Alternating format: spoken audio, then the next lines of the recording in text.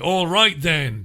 I've been asked to mention Save Our Rights UK, who've been on the programme recently, of course.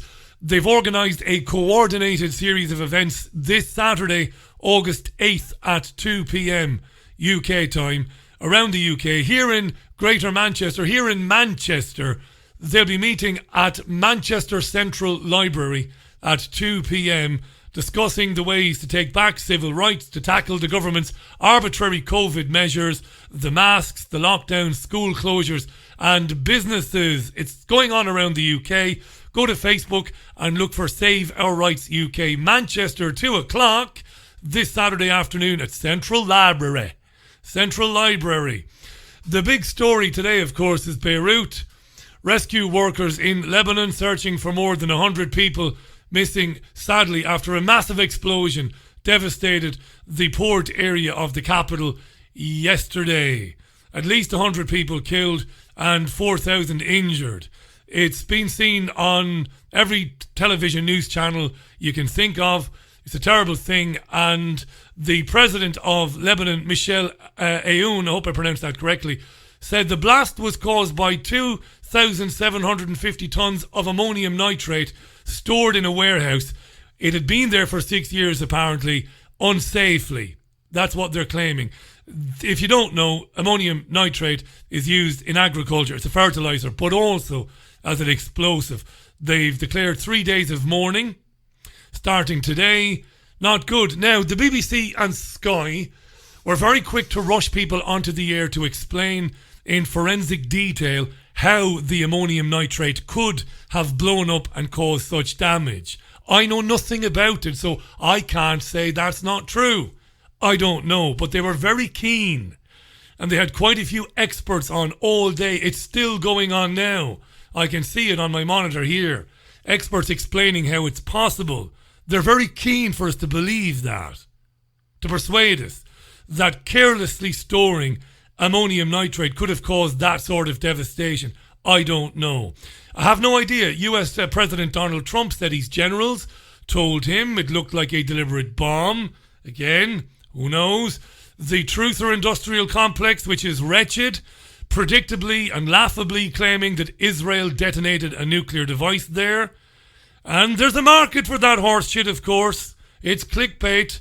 Many of the people who make such claims don't actually believe them. They're just snake oil salesmen. There's a video of a direct energy weapon explosion, allegedly, which was shot in some desert somewhere else, allegedly. And people are saying, look, it's very similar to the video of Beirut, really. So that's going to be science from now on, is it? See? The blast looks like the one on YouTube. See? No, give over. Wind your neck in. Just tell the truth. Be like the boy. Be like the BBG. Admit that you haven't got a Scooby-Doo. And admit that your long-held opinions of other countries and leaders, even if justified, makes it impossible for you to be objective. Just admit it. Mea culpa. Nobody despises Israel more than I do. But you can't be blaming countries for things when you haven't any proof. You see? Tobias Ellwood MP heads up the UK Defence Select Committee. He skirted around the idea that Lebanese authorities might have done it to themselves because there's so much unrest in the country, anti-government protests and all of that. Here's Tobias Ellwood speaking to Sky News this afternoon. These dual-use materials are very dangerous indeed. Why so much ammonium nitrate was actually placed in one location beggars belief. It really does. And it's important that there is a thorough and honest investigation towards this, and also who knew about it as well.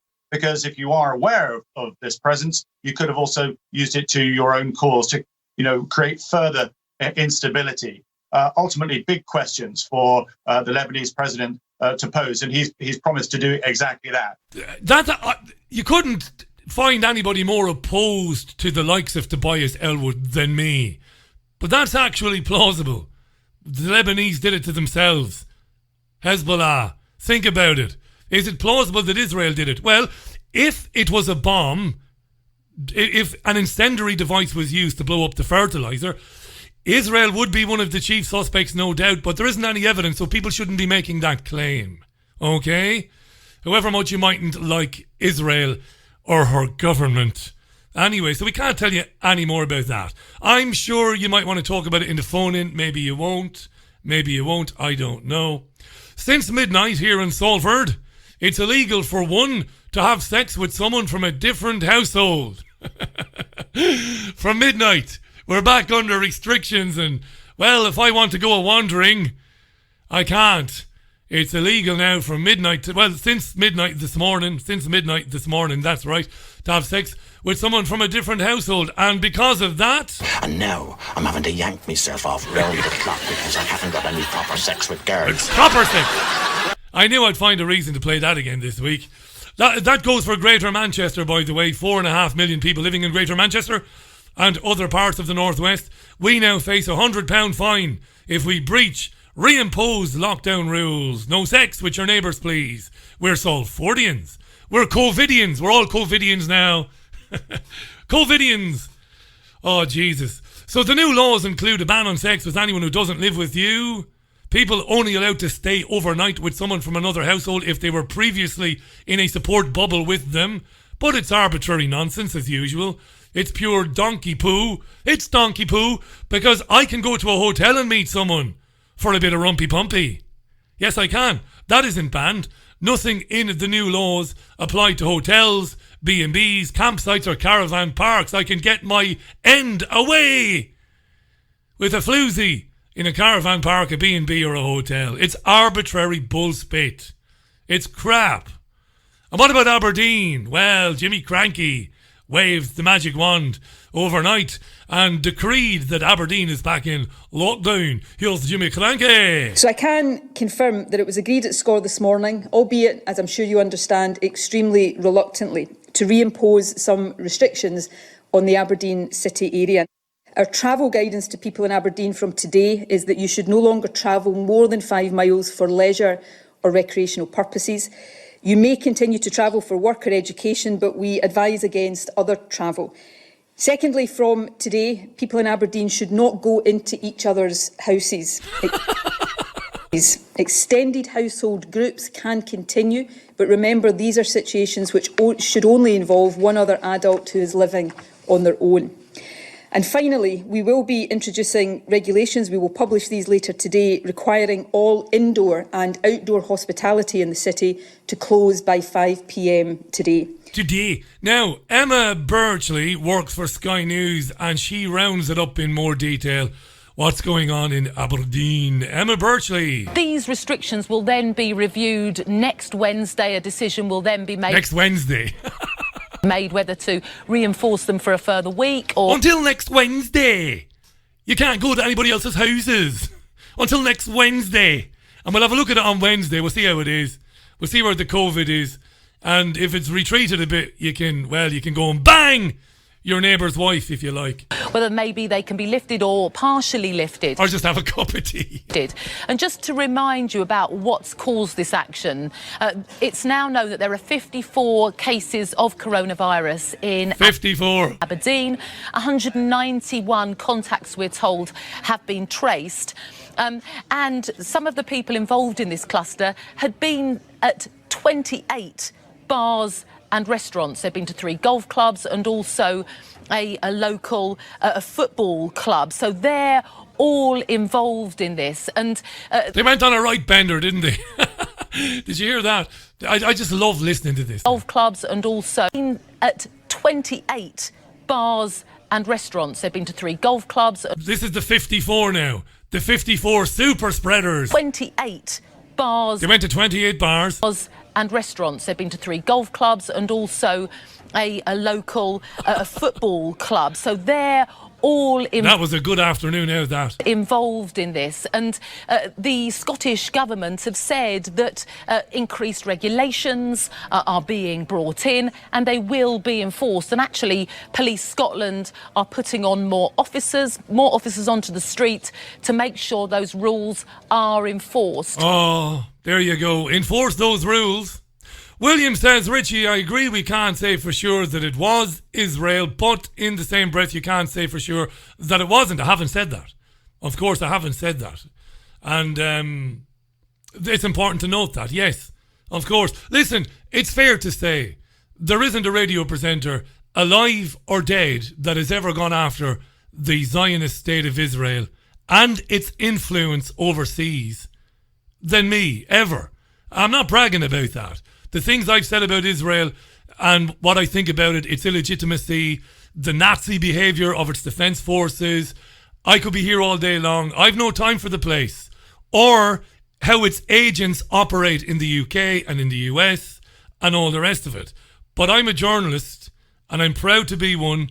You cannot be apportioning blame for anything to any party without sufficient evidence. It's a fact. And Elwood, as grotesque as Tobias Elwood is, makes a good point. You can make an argument that one of the beneficiaries of this blast, if it was to be blamed on an explosion that was created deliberately, would be the Lebanese authorities, would suit them down to the ground. Right, you gotta weigh all that stuff up, right? You know, there's a lot of things you can bash Israel for. We could do weeks on end worth of programs on Israel, but let's be absolutely honest about it. There is a truther industrial complex. It is, when you look at people like Gordon Duff and others, it is filled to the brim with people who hate Jewish people. They hate them. They make no effort to differentiate between Jews, between Zionists, between the Israeli government. They hate Jews. They just do. And good luck to them, because they're relatively harmless, these morons. But let's be honest about it. This is what it is. I mean, when you go online and say that you know that the Israelis used a missile to fire a nuclear weapon at Lebanon, this is horse manure. It is. And it's rubbish. And it ain't journalism. It's nothing remotely resembling it. You know, these morons make Vanessa Beeley and that ex-Navy arsehole on the south coast of the UK look like journalists. You know what I'm saying? Let's be honest about it. Lot to bash the Israelis for. Bash them for what you can bash them for. Let's not make stuff up as we go along. But if that was a deliberate explosion to set off the ammonium nitrate, of course Israel would be a party of interest. Right? It has form, of course, and I would agree with that. Mad stories in the Telegraph today, picked up by a lot of other newspapers. Councils can demolish contaminated buildings under new powers to stop second coronavirus waves. Care homes, factories, offices, private homes could be bulldozed as a last resort if the virus starts to run out of control. This is the Chernobyl thing now. They've got people thinking of streets and houses now like Chernobyl. The virus is in the walls, it's in the ceilings, it's in the carpets now, it's in the sofas, it's in the dogs, it's in the cats, it's in the gerbils. So if we think that an outbreak is bad enough, well, we could order you to leave your home and we could demolish it. This is true. It's not a joke. It's in the guidelines. The Act of Parliament, the COVID Act, is in there. We could demolish your home. Why are you laughing, Richie? I'll tell you why. We should stop trying to do anything about this. Stop rearranging the deck chairs on the Titanic. As I said to my great friend Jean Ant this morning, sit back on the deck chair, have a cocktail and just laugh while all of this unfolds. It's just crazy. And you've got the Telegraph publishing this with no critique of it, no criticism of it. Yeah. There you have it. If we find enough COVID in your house, we could knock it down. In the future, with the new smart homes with smart devices which are monitoring your every move, you'll be terrified to sneeze or to cough lest you go over the quota and your house is demolished because you were coughing too much. Fucking hell. I mean, this is really happening, right? This is really going on. Wait till I give you a laugh. I'm a real bastard. And, I mean, everybody who's ever known me knows I'm a real bastard. I've got a wicked sense of humour. I was down Eccles New Road earlier on.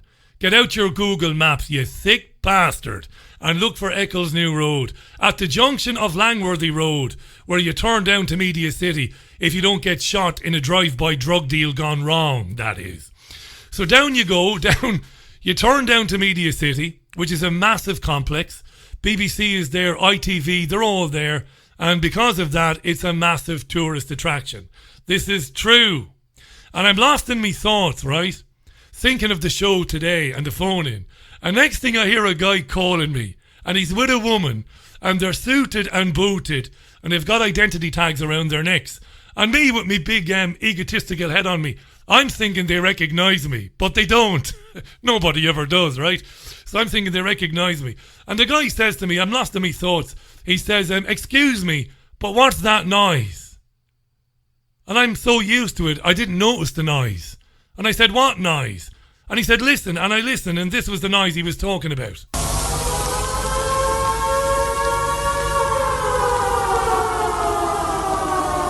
Right? And I said to him, that's the COVID siren. He said, what? I said, that's the COVID siren. As you know, since midnight, I said, Salford went back into strict lockdown today. From now on, you really shouldn't be outside without a good excuse. Really, says the bloke, it's getting serious now, isn't it? No, you donut, I said to him. We're a kilometre away from the Imperial War Museum, son. They sound the old air raid siren twice a day. And he says to me, you're a bit of a shit, aren't you? And I said, indeed I am, son, indeed I am. The old Imperial War Museum, you see, is on Salford Quays, and twice a day, because Manchester was bombed in the Blitz, they sound that. And so gullible now are the plebs. So when I said it's the COVID siren, the guy believed me for a second. And imagine they make jokes about the Irish being thick in this country. Can you imagine it? This is the Richie Allen Radio Show. Before we go anywhere, let me say a massive hello to Megan Farrell, who's listening in Vermont. How you doing, Megan? Her Cork husband introduced her to this programme back in March, and she says it's kept her sane during this mad time. I don't know how, Megan, but thanks for your lovely note, and hope all is well for you in Vermont despite everything. And give a big shout out to your husband from Cork. Peter Ebden will join us live from Hungary after this. I have fallen for those